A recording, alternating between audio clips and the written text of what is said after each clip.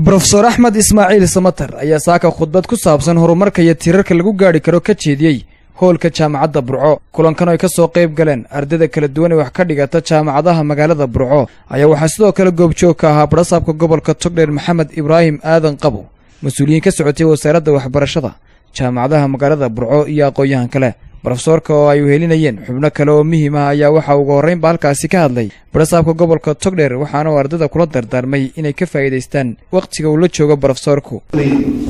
Ahmed Ismail Samatar maaha Somaliland oo kaliya Afrikada madow waa ragga kaliya ee ka tilmaaman ilaa Mareykan uu ka soo shaqeeyay base-kiisu waxaan filayaa wax badan ina kala faa'iidi doontaan walba ninu furfuran waxaan ka filayaa su'aalo turxaan lahayn oo wanaagsan oo qurux badan inaynu kala faa'iideysano oo aqoontiisa inaan wax kala hadno. Dr. Cabdiraxmaan oo ka mid ah wafdida professorka la socotay ayaa ka warramay xiriirka ka dhaxeeya caafimaadka iyo horumarka. waxaan yara doonay maadaama uu ka hadlayo horumar iyo development inaan qoladeeda caafimaadkuna iloobin sida caafimaadku muhiim ugu yahay in aynu ka mid noqono. College Medical School baa ku yaala halkan waxaan filayaa in dad caafimaad jiraan.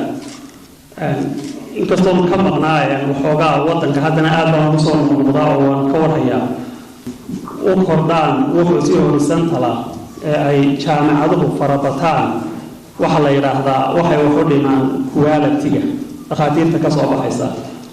Professor Ahmed Ismail Samatar ayaa halkaasi ka soo jeediyay khudbad dheer oo si faahfaahsan uga hadlaysa horumarka iyo arrimaha asaasiga ah ee lagu gaari karo gaar ahaan Somaliland. Wuxuu in laga hadlo oo research lagu sameeyo dhaqaalaha noqoto, technology ha noqoto, environment ka noqoto, language ka noqoto, maxaa ku raayay ha noqoto, siyaasad ha noqoto, taariikh ha noqoto, every field in laga soo qoro.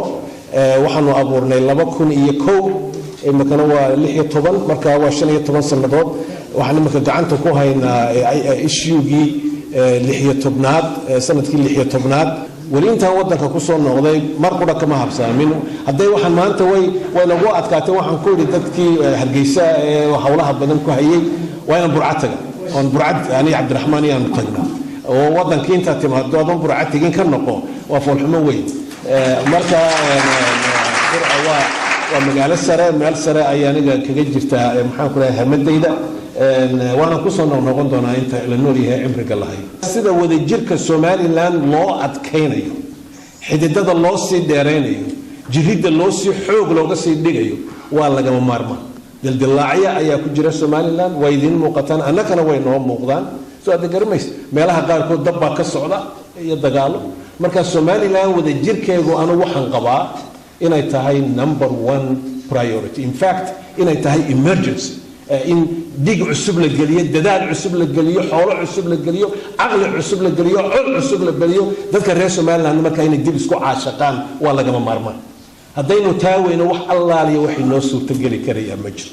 Make no mistake about that. So that's number 1 wada jirka Somaliland.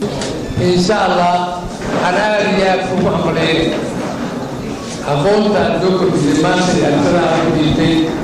thank you very much.